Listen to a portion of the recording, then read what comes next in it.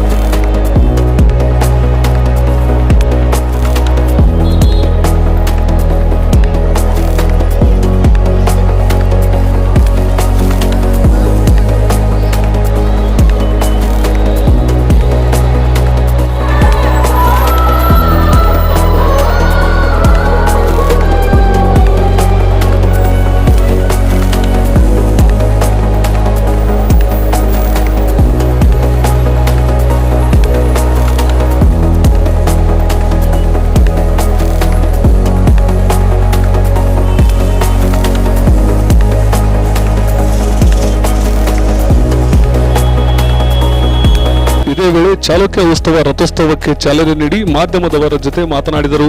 ಚಾಲುಕ್ಯ ಉತ್ಸವವನ್ನು 2026 ಇವತ್ತು ನಮ್ಮ ಕರ್ನಾಟಕ ಗಣ ಸರ್ಕಾರ ನಮ್ಮ ಗುಣವಂತ ಮುಖ್ಯಮಂತ್ರಿಗಳಾದಂಥ ಸನ್ಮಾನ್ಯ ಸಿದ್ದರಾಮಯ್ಯ ಸಾಹೇಬರು ಮತ್ತು ಉಪಮುಖ್ಯಮಂತ್ರಿಗಳಾದಂಥ ಸನ್ಮಾನ್ಯ ಡಿ.ಕೆ. ಶಿವಕುಮಾರ್ ಸಾಹೇಬರು ಇವತ್ತು ಬಾಗಲಕೋಟೆ ಜಿಲ್ಲೆಯ ನಮ್ಮ ಉಸ್ತುವಾರಿ ಸಚಿವರು ಮತ್ತು ನಮ್ಮ ಬದಾಮಿ ಮತಕ್ಷೇತ್ರದ ಶಾಸಕರಾದಂಥ ಭೀಮಸೇನ್ ಚಿಮನಕಟ್ಟಿಯವರು ಇವತ್ತು ಈ ಉತ್ಸವ ಕಳೆದ 10 ವರ್ಷಗಳಿಂದ ಇವತ್ತು ಆಗಿರಲಿಲ್ಲ. ಈ ಉತ್ಸವ ಆಗಬೇಕು ಅಂತೇಳಿ ನಾವೆಲ್ಲ ಜಿಲ್ಲೆಯ ಶಾಸಕರು, ಸಚಿವರು ಸೇರಿಕೊಂಡು ಮುಖ್ಯಮಂತ್ರಿಗಳ ಮೇಲೆ ನಾವು ಒತ್ತಡವನ್ನು ತಂದು, ಯಾಕಂದರೆ ಕಳೆದ 11 ವರ್ಷದಿಂದ 2015ರಲ್ಲಿ ಈ ಉತ್ಸವ ಆಗಿತ್ತು. ಉತ್ಸವ ಅಂದು ಕೂಡ ನಮ್ಮ ಮುಖ್ಯಮಂತ್ರಿಗಳಾದ ಸಿದ್ದರಾಮಯ್ಯವರು ಮತ್ತು ಬದಾಮಿ ಮತಕ್ಷೇತ್ರದ ಶಾಸಕರಾಗಿ ಸನ್ಮಾನ್ಯ ಡಿ.ಕೆ. ಚಿಮನಕಟ್ಟಿಯವರಿದ್ದರು. ಆ ಸಂದರ್ಭದಲ್ಲಿ ಉತ್ಸವ ನಡೀತು. 2018ರಿಂದ 23ರಲ್ಲಿ ಈ ಉತ್ಸವಕ್ಕೆ ಅನೇಕ ಒತ್ತಡ ಇದ್ದರೂ ಕೂಡ ಜನ ಬೇಡಿಕೆ, ಈ ಭಾಗದ ಜನರ ಒಂದು ಜೀವನಾಡಿ ಏನು ತಪ್ಪ ಹಾಕಿಲ್ಲ. ಯಾಕಂದರೆ ಇಮ್ಮಡಿ ಪುಲಕೇಶಿಯವರು ಈ ಚಾಲುಕ್ಯರ ನಾಡನ್ನು ಬೆಳಗಿದಟ್ಟು. ಯಾಕಂದರೆ ಈ ರಾಜ್ಯದಲ್ಲಿ ಇವತ್ತು ಅನೇಕ ಜನ ಈ ದೇಶಕ್ಕಾಗಿ, ಈ ನಾಡಿಗಾಗಿ, ಕನ್ನಡ ಭಾಷೆಗಾಗಿ ತಮ್ಮ ಜೀವವನ್ನು ತ್ಯಾಗ ಮಾಡಿದ್ದಾರೆ ಮತ್ತು ಈ ನೆಲ ಭೂಮಿಯನ್ನು ಕೀರ್ತಿಯನ್ನು ಘನತೆ ಗೌರವವನ್ನು ಹೆಚ್ಚಿಸಿದಂಥ ಇಮ್ಮಡಿ ಪುಲಕೇಶಿ ಅವರ ಬಗ್ಗೆ ಇತಿಹಾಸ ಪುಟಗಳಲ್ಲಿ ಎಲ್ಲೂ ಮರೆತುಹೋದಂಗಾಗಿತ್ತು ಅನ್ನೋದು ಕೂಡ ಇವತ್ತು ಜನರು ಮಾತಾಡುವಂಥ ಮಾತಾಗಿತ್ತು.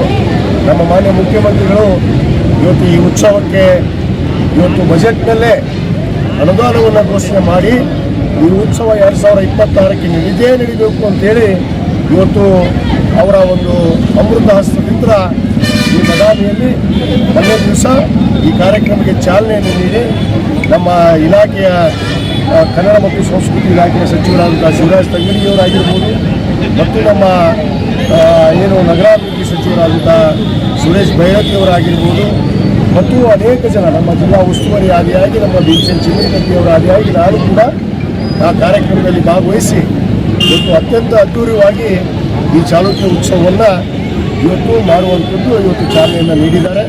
ಈಗಾಗಲೇ ಮೊನ್ನೆ ಬದಾಮಿ ನಿನ್ನೆ ಪಟ್ಟಣದಲ್ಲೂ ಇವತ್ತು ಐವಳ್ಳಿ ಸಮಾರಂಭ ಅದು ನನ್ನ ಅಧ್ಯಕ್ಷತೆಯಲ್ಲೇ ಈ ಒಂದು ಕಾರ್ಯಕ್ರಮ ಕೂಡ ಇವತ್ತು ಜರುಗ್ತಾ ಇದೆ. ನಾಡಿನ ಕನ್ನಡ ಅಭಿಮಾನಿಗಳಿಗೆ ದೇಶಾಭಿಮಾನಿಗಳಿಗೆ ನಾನು ಹೇಳೋದಷ್ಟೇ, ಈ ಹೊರ ರಾಜ್ಯರನ್ನು ಇಲ್ಲಿ ಕೊಂಡಾಡುವುದು ಸರಿಯಲ್ಲ.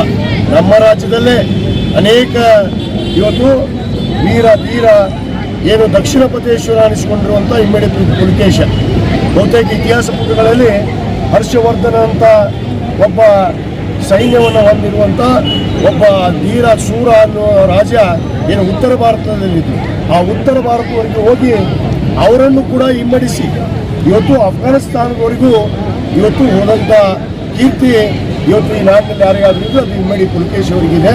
ಇಮ್ಮಡಿ ಪುಲಕೇಶಿ ಅವರು ಈ ಮೊದಲ ಲೋಕಾಪಡಿಯನ್ನು ಕಂಡುಹಿಡುವಂಥವ್ರು, ಈ ದೇಶದ ಲೋಕಾಪಡಿಯನ್ನು ಕಂಡುಹಿಡಿದಂಥ ವ್ಯಕ್ತಿ ಅದು ಇಮ್ಮಡಿ ಪುಲಕೇಶಿ ಅವರು. ವೈಷ್ಣವ ಧರ್ಮದಲ್ಲಿ ಜನಿಸಿದ್ರು ಕೂಡ ಸರ್ವ ಧರ್ಮದ ಜನಾಂಗವನ್ನು ಪ್ರೀತಿಸಿ ಈ ನಾಡನ್ನು ಬೆಳಗಿದಂಥವ್ರು, ಭಾಷೆಗೆ ಗೌರವ ಕೊಟ್ಟಂಥವ್ರು, ಇದು ಕಲೆಗೆ, ವಾಸ್ತುಶಿಲ್ಪಕ್ಕೆ, ಇವತ್ತು ಶಿಕ್ಷಣಕ್ಕೆ ಮಹತ್ವವನ್ನು ಕೊಟ್ಟು ಇವತ್ತು ಈ ನಾಡನ್ನು ಬೆಳಗಿದಂಥ ವ್ಯಕ್ತಿ. ಅವರ ಒಂದು ಉತ್ಸವ ಇವತ್ತು ಕೊನೆಯದಾಗಿ ನಮ್ಮ ಐವಳಿಯಲ್ಲಿ ಸಾಯಂಕಾಲ ಇವತ್ತು 6 ಗಂಟೆಗೆ ಆ ಕಾರ್ಯಕ್ರಮ ಪ್ರಾರಂಭ ಆಗುತ್ತೆ. ನಮ್ಮ ಮಾಧ್ಯಮದ ಮುಖಾಂತರ ನಾನು ಎಲ್ಲ ನಾಡಿನ ಏನು ಕನ್ನಡ ಅಭಿಮಾನಿಗಳಿಗೆ, ರಾಜ್ಯಾಭಿಮಾನಿಗಳಿಗೆ, ದೇಶಾಭಿಮಾನಿಗಳಿಗೆ ಈ ಕಾರ್ಯಕ್ರಮದಲ್ಲಿ ಬಂದು ಅನೇಕ ನಮ್ಮ ಹೆಸರಾಂತ ಕಲಾವಿದರಾದಂಥ ಡಾಲಿ ಧನಂಜಯ ಅವರಾಗಿರ್ಬೋದು, ನಮ್ಮ ಗುರು ಕಿರಣ್ ಅವರಾಗಿರ್ಬೋದು, ಸಂಗೀತ ಪ್ರಭು ದೀಕ್ಷಿತ್ ಆಗಿರ್ಬೋದು, ಅನೇಕ ಜನ ರಘು ದೀಕ್ಷಿತ್ ಅವರು ಕೂಡ ಆಗಮಿಸ್ತಾ ಇದ್ದಾರೆ, ಗುರು ಕಿರಣ್ ಅವರು ಕೂಡ ಆಗಮಿಸ್ತಾ ಇದ್ದಾರೆ. ಅತ್ಯಂತ ಒಂದು ಸಾಂಸ್ಕೃತಿಕ ಒಂದು ಮನೋರಂಜನೆ ಕಾರ್ಯಕ್ರಮ ಕೂಡ ಏರ್ಪಡಿಸಿದೆ. ಇದರ ಉದ್ದೇಶ ಇಷ್ಟೇ, ಇತಿಹಾಸ ಎಲ್ಲೋ ಮರಳಕ್ಕೆ ಹೋಗಬಾರ್ದು, ಮರೆತು ಹೋಗ್ಬಾರ್ದು. ಇತಿಹಾಸದಲ್ಲಿ ಯಾರ್ಯಾರು ಈ ನಾಡಿಗಾಗಿ ಹೋರಾಟವನ್ನು ಮಾಡಿ ಈ ನಾಡಿನ ಹೆಸರನ್ನು ಬೆಳಗಿದಂಥವ್ರು, ಭಾಷೆಗೆ, ಸಂಸ್ಕೃತಿಗೆ, ಇವತ್ತು ಕಲೆಗೆ, ಇವತ್ತು ವಾಸ್ತುಶಿಲ್ಪಕ್ಕೆ ಮತ್ತು ಶಿಕ್ಷಣಕ್ಕೆ ಯಾರು ಗೌರವ ಕೊಟ್ಟಂತಾರೆ ಅವರೆಲ್ಲರ ಒಂದು ಕೀರ್ತಿಯನ್ನು ಹೆಚ್ಚೋದಕ್ಕೋಸ್ಕರ ಈ ಉತ್ಸವ ಮಾಡುವಂಥದ್ದು. ಆದ ಕಾರಣ ಆ ನಾಡಿನ ಸಮಸ್ತ ಜನತೆಗೆ ಈ ಉತ್ಸವದ ಶುಭಾಶಯಗಳನ್ನು ತಮಗೆಲ್ಲ ಕೋರಿ ನಾವೆಲ್ಲರೂ ಈ ಕಾರ್ಯಕ್ರಮದಲ್ಲಿ ಭಾಗವಹಿಸಿ ಈ ಕಾರ್ಯಕ್ರಮವನ್ನು ಕೂಡ ಯಶಸ್ವಿಗೊಳಿಸಬೇಕು ಅಂತೇಳಿ ಈ ಸಂದರ್ಭದಲ್ಲಿ ತಮ್ಮ ಮುಖಾಂತರ